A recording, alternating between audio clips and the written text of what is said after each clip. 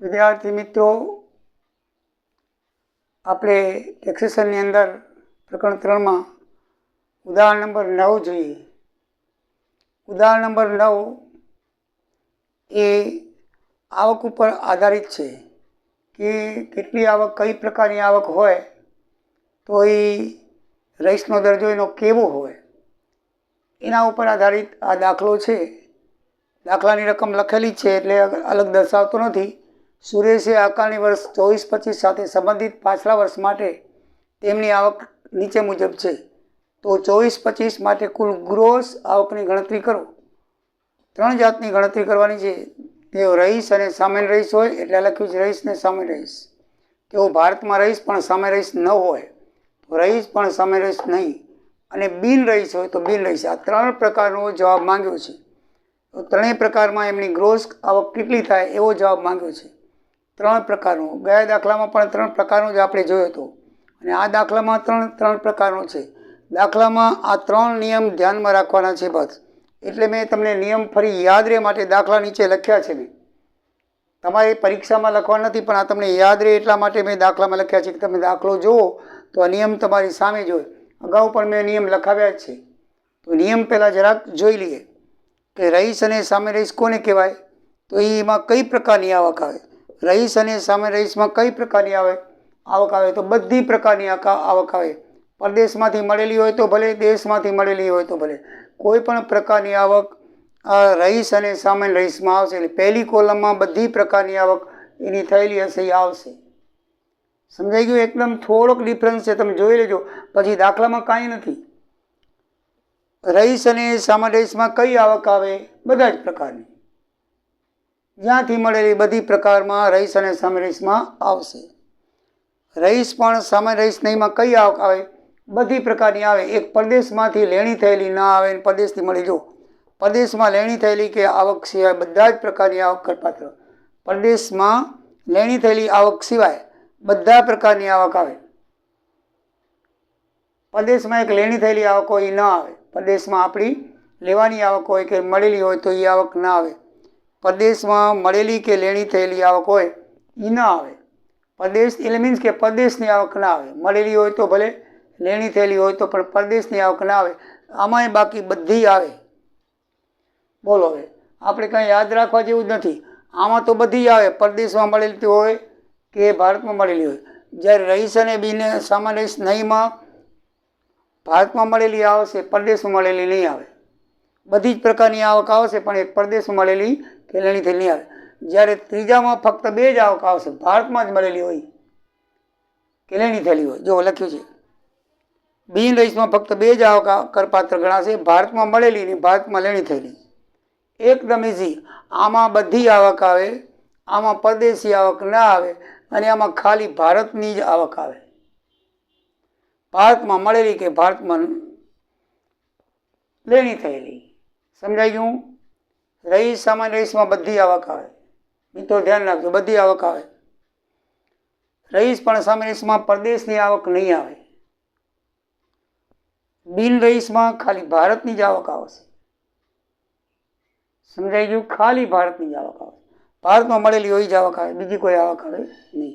તો ચલો મિત્રો, દાખલાની શરૂઆત કરી. આ નિયમ તમે બરાબર સમજી ગયા છો. આપણે રકમ વાંચતા જઈએ અને એ રકમ ક્યાં આવશે, કેવી રીતે આવશે એ આપણે જાણતા જઈએ. બરાબર છે? લખ્યું છે ક્રમ નંબર 1માં જીકે ડેવલપમેન્ટ બોન્ડ્સનું વ્યાજ. આ દાખલાની રકમ છે. આ દાખલાની વચ્ચે બધી દાખલાની રકમનો રકમ છે. આપણો જવાબ આટલો જ છે, 1, 2, 3. બાકી અહીંયાથી આ બધી દાખલાની રકમ છે ટોટલી. એટલે દાખલાની રકમ મેં લખી નથી, કારણ કે દાખલાની અંદર વિગત લખવાની આવે છે એટલે મેં કીધું રકમે ભેગી લઈ લઈએ. આપણો જવાબ ફક્ત આ 3 કોલમ જ છે અને એની ટોટલ, બાકી કોઈ જવાબ નથી. આ એ તમારે જવાબમાં લખવા નથી, તમને સમજણ માટે મેં લખ્યું છે. આ ગણતરી તમારે કાચા કામમાં એક પહેલી એન્ટ્રી માટે છે એ લખવી તો લખી શકાય. બાકી 1, 2, 3 કોલમ આપણો જવાબ છે. બરાબર મિત્રો? તો હવે એમાં 5,40,000 છે. તો મિત્રો 5,040માં 1/6 ભાગ ભારતમાં મળ્યો છે. તો જો 5,40,000 ગુણ્યા 1/6 એટલે 90,000 આવે. તો 90,000 બધામાં આવશે. ભારતમાં મળેલી આવક આમાંય આવે. આ એ ભારતમાં મળેલી આવક આવે. આમાં તો બધી આવક આવી થઈ. આમાં ભારતમાં મળેલી આવક આવશે, ખાલી ઓલી નહીં આવે પરદેશી. અને આમાં ભારતમાં મળેલી જ આવે, બીજી કોઈ ના આવે. એટલે 90,000 ત્રણેયમાં આવે. ભારતમાં મળેલી આવક ત્રણેયમાં આવે. બરાબર. આમાં તો બધી જ આવે, આમાં વિદેશી ના આવે, આમાં બધી ભારતની આવે. મતલબ જો કે ભારતમાં મળેલી આવક હોય એ બધી ત્રણેય કોલમમાં લખવાની છે. ભારતમાં મળે ત્રણેય રઈસના દરજ્જામાં કોમન છે. એક જ પરદેશની આમાં નથી, બાકી બધી ભારતમાં. આમાં પરદેશની નથી, આમાં ખાલી દેશી જ છે, મીન્સ કે ભારતની જ છે. બરાબર. તો 90,000 એટલે 2,70,000 વપરાઈ ગયા. પછી 5,40,000માં 2,70,000 ગયા તો 2,70,000 વધ્યા. તો વિદેશમાં કેટલા ભાગ મળ્યો છે? 5/6. 1/6 વત્તા 5/6 એટલે 1 ભાગ થાય. એટલે 1/6 ભાગ છે એ ભારતમાં મળે, તો બાકીનો 5/6 એટલે 2,70,000ના 5/6 ભાગ કરો, 2,25,000 વિદેશમાં મળ્યો હોય. કેમાં મળ્યો હોય? વિદેશમાં. મિત્રો વિદેશનો લખવાનો હોય, કારણ કે 1/6 ભાગ ભારતનો, તો બાકીનો ભાગ વિદેશનો હોય. 1/6, 5/6, 6/6 એટલે 1 ભાગ થયો. તો 1માંથી 1/6 ભાગ બાદ કરો એટલે 5/6 આવે. તો વિદેશનો ભાગ કેટલો? તો વિદેશનો ભાગ આટલો તો ભારતમાં વપરાઈ ગયો, 2,70,000. બરાબર. 5,40,000માં અડધા વપરાઈ ગયા, બાકી બધા અડધા, 2,70,000 વધ્યા. તો એના 5/6 છે. 1/6 ભારતમાં, તો બાકીનો 5/6 એના 5/6 એટલે 2,25,000 રૂપિયા વિદેશની આવક લેખાશે. તો વિદેશની આવક મિત્રો આમાં તો બધી જ આવે એટલે એમાં લખી છે. આમાં વિદેશની આવક ના આવે, તમને ખ્યાલ છે. અને આમાં ખાલી ભારતની જ આવક આવે છે. સમજાઈ ગયું? એટલે એમાં લખાશે નહીં. બરાબર સમજતા જાઓ મિત્રો. આ 2,25,000 કેવી રીતે આવે ધ્યાનમાં રાખજો. ભારતમાં વેચાઈ ગયા પછીની રકમના 2,25,000 છે. આના નહીં. 54,000ના 5/6 કરશો તો ગોટાળો થશે, અને એનું ટોટલ 5,40,000 પાછું થશે નહીં. ધ્યાન રાખજો. આપણે એવું કાંઈ સમજવાનું નથી. આપણે તો એમ લખવાનું છે કે 1/6 આવક છે, 90,000 મળી ગયા. પછી બાકી બધા 2,70,000, તો એના 5/6 ભાગ કરવાનો, તો એ 2,25,000 છે એ વિદેશી આવક કહેવાશે. એ કહેવાશે વિદેશી આવક. બરાબર છે. તો વિદેશી આવક ફક્ત સામાન્ય રઈસમાં પહેલી કોલમમાં આવશે, બાકીમાં આવતી નથી. આ નિયમ તમને મેં પહેલે સમજાવી દીધા છે, એટલે હવે તમને વારંવાર કહેવાની જરૂર નથી. નંબર 2, બર્મામાં ખેતીની આવક પછી ભારતમાં મોકલાવેલ. બરાબર છે. ભારતમાં મોકલાવેલ છે. બરાબર. બર્માની આવક છે પણ પછી ભારતમાં મોકલાવેલ છે. એ કેટલી છે? 3,20,000. એટલે બર્માની વિદેશી આવક કહેવાય. ભારતમાં મોકલાવી એટલે આમાં આવશે, પણ વિદેશી આવક આ બેમાં નહીં આવે. બર્મા અલગ દેશ છે. બરાબર. તો બર્મા અલગ દેશ છે, તો બર્માની આવક ભલે આવી ભારતની અંદર, તો આમાં તો રઈસવાળાને તો બધામાં આવશે જ. કોઈ પણ આવક કોઈ આવવાની, એમાં તો લખી જ નાખવાની. બાકીના બેમાં વિદેશી આવક આવતી નથી. કોઈ પણ પ્રકારની વિદેશી આવક આવતી નથી. સમજાઈ ગયું મિત્રો? નંબર 3, યુકે સ્થિત મિલકતમાંથી કમાયેલી વ્યાજની આવક ભારતમાં મળેલ છે. બરાબર મિત્રો. જો ગમે ત્યાંથી મળી હોય અને ગમે ત્યાં ધંધાનું સંચાલન થતું હોય, પણ ભારતમાં આવી એટલે ભારતની લેખાશે. એ શેમાં લેખાશે? ભારતની આવક લેખાશે. એ ધ્યાનમાં રાખજો મિત્રો. યુકે સ્થિત મિલકતમાંથી કમાયેલી વ્યાજની આવક ભારતમાં મળેલ છે. ભારતમાં મળેલ છે માટે ભારતની લેખાય. ગમે ત્યાં ધંધાનું સંચાલન પ્રદેશ થતું હોય પણ ધંધો અહીંયા થતો તો એ ભારતની જ લેખાશે. એ આવશે. આપણને ભારતમાં મળે એ ભારતની જ લેખાય. ગમે ત્યાંથી આવક આવતી હોય ક્યાંથી લેખવાની? ભારતની. બરાબર છે. તો એ ભારતની આવક લેખાશે. તો ભારતની આવક ત્રણેયમાં આવશે. ભારતની આવક ત્રણેયમાં આવશે. જેમાં આવી હતી ભારતની આવક ત્રણેયમાં આવે. સમજાઈ ગયું? જાપાનમાં ધંધાની આવક જેનું સંચાલન ભારતથી થાય છે, જે પૈકી 7,75,000 ભારતમાં મળે છે. ટોટલ 15,75,000 દાખલાની રકમમાં છે. હવે આમાં કહી દીધું છે કે 7,75,000 ભારતમાં મળે છે, તો ભારતમાં મળતી હોય તો એ ભારતની આવક કહેવાય. તો ત્રણેયમાં આવે. સમજાઈ ગયું? તો એ ત્રણેયમાં આવશે. પછી એમ લખ્યું બાકીના રહ્યા 8 લાખ, તો એ 8 લાખ છે એ ભારતમાં જ મળે છે. શું લખે? 7,75,000 ભારતમાં મળે છે, અને બાકીની આવક જે છે એનું એ વિદેશમાં છે. કેટલી છે? વિદેશમાં. તો એ 8 લાખ, તો આમાં બાકીના 8 લાખ આવશે આમાં જ. હવે એક મિત્રો યાદ રાખજો, આમાં વિદેશની આવક તરીકે નથી લખ્યા. ધ્યાન રાખજો.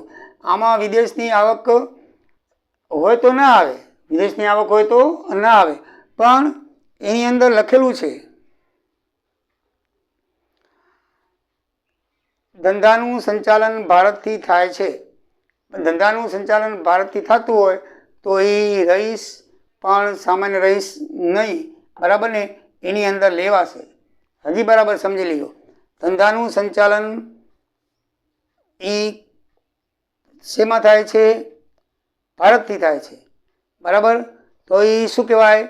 ભારતનો સામાન્ય રહીશ કહેવાય. શું કહેવાય? ભારતનો સામાન્ય રહીશ. આપણે જોઈ લ્યું કે કંપની માટે કે ધંધા માટે રહીશ હોય તો એ સામાન્ય રહીશ જ કહેવાય. આપણે આગળ કેટેગરી જોઈતી, હિન્દુ વ્યક્ત કુટુંબમાં સામાન્ય રહીશની 2 શરતો પાડવાની હોય છે. બાકી કંપનીમાં કે મંડળીમાં કે ભાગીદારી પેઢીમાં તો રહીશ એટલે સામાન્ય રહીશ જ કહેવાય. રહીશ એટલે શું કહેવાય? સામાન્ય રહીશ જ કહેવાય. એટલે આ જે છે 7,75,000 ભારતમાં આવ્યા તો બાકીના 8 લાખ છે એ સંચાલન ભારતથી થાય છે, એટલે એ કંપની રહીશ કહેવાય.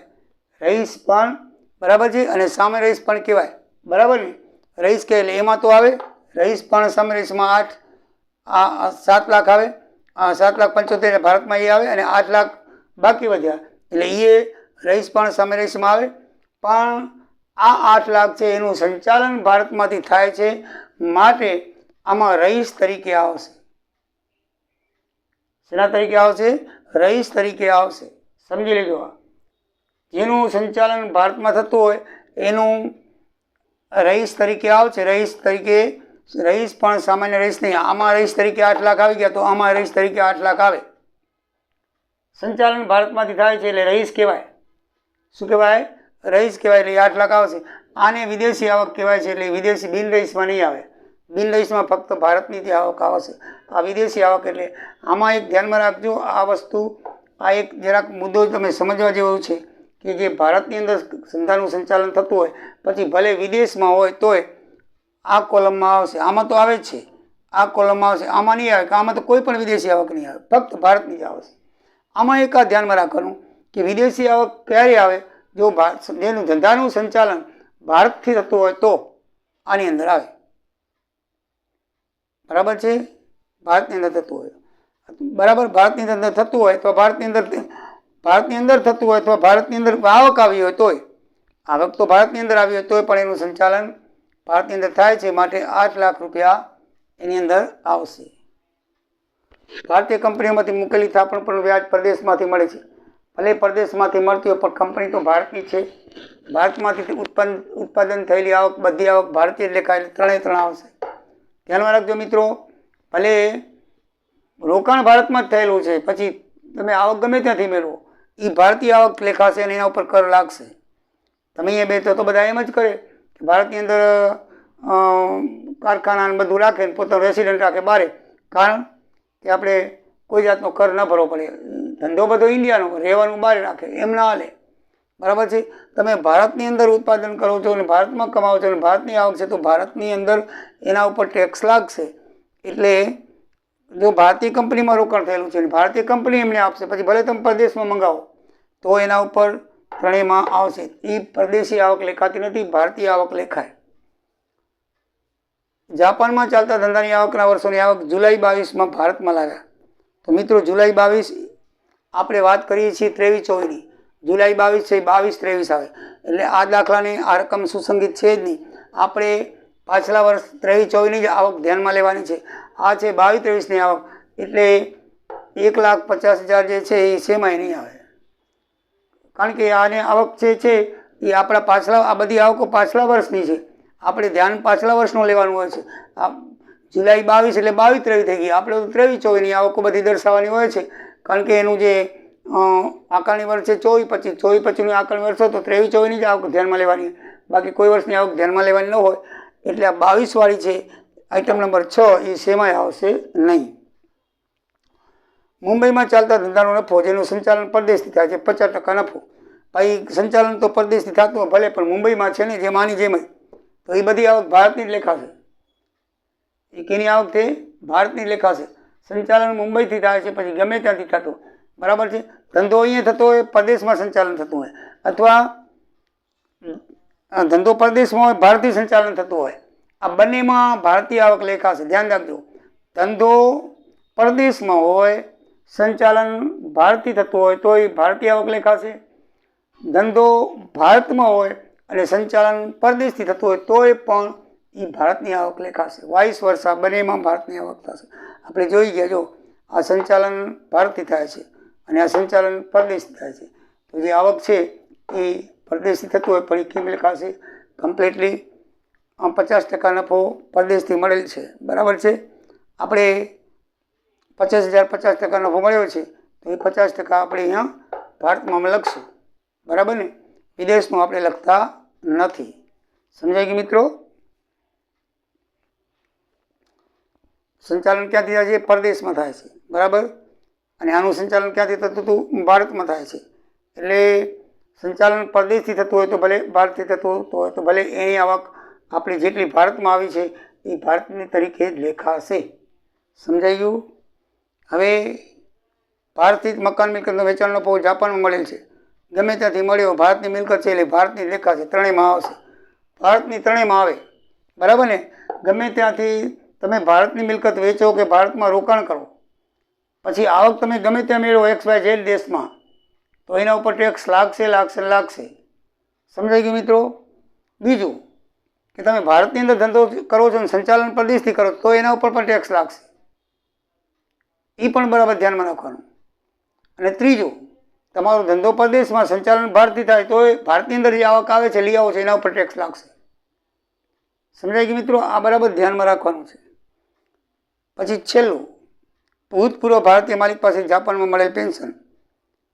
પહેલાં નોકરી કરતા હશે શિપિંગની અંદર, બરાબર છે.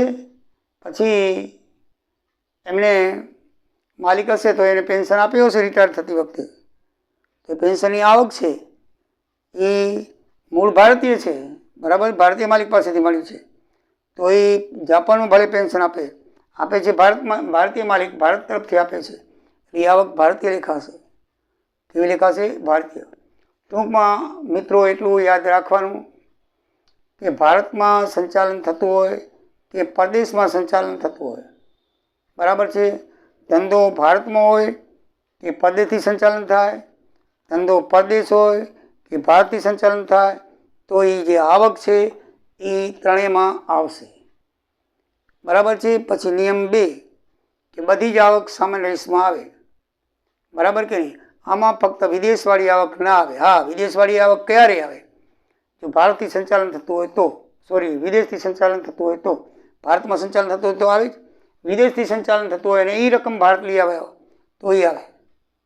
આ એક ધ્યાનમાં રાખવાનું. બાકી શેમાં ધ્યાન રાખવાનું? આમાં ફક્ત ભારતની જ આવશે, વિદેશની આવક આવશે નહીં. તો મિત્રો, હવે આ તમને દાખલા બધી જ ખબર પડી ગઈ હશે. ન સમજાણું હોય તો કોમેન્ટ લખજો, બરાબર સમજાવીશ. આ દાખલો એકદમ અગત્યનો અને ઓમ જોઈએ તો સિમ્પલ, સાદો, સીધો છે. તમને કોઈ દિવસ ક્યાંય ભૂલ નહીં પડે. બધી જ આવક આમાં લખો, ભારતની આવક આમાં લખો. આમાં એક વિદેશની આવક નહીં લખો. ફક્ત વિદેશની આવક ક્યારે લખવાની? સંચાલન વિદેશથી થતું હોય, સંચાલન ભારત થતું હોય ત્યારે વિદેશી આવક આની અંદર લખવાની છે, બાકી લખવાની નથી. સમજાઈ ગયું મિત્રો? તો સબસ્ક્રાઈબ કરજો, તમારા મિત્રોને ફોરવર્ડ કરવાનું કહેજો, અને દિવાળી સુધી 1000 થાય તેવું દ્વારકાધીશને પ્રાર્થના કરું છું કે તમારી કૃપા હશે તો થઈ જશે. જય દ્વારિકાધીશ, જય સિયારામ.